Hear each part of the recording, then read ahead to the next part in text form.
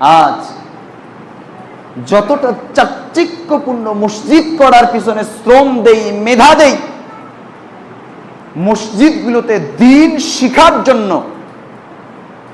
মসজিদগুলোকে আল্লাহর দ্বীনের প্ল্যাটফর্ম বানানোর জন্য ততটা চেষ্টা করি না।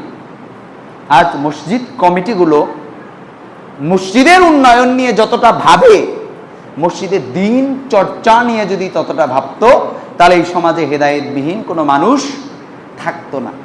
কষ্ট নিয়েন না, আপনাদেরকে বলছি না, সারা বাংলাদেশের এই 4.5 লক্ষ মসজিদের মুসাল্লিদেরকে বলছি এবং কমিটিদেরকে বলছি, তাহলে ওই কমিটিওয়ালারাও হেদায়েত প্রাপ্ত হয়ে যেত।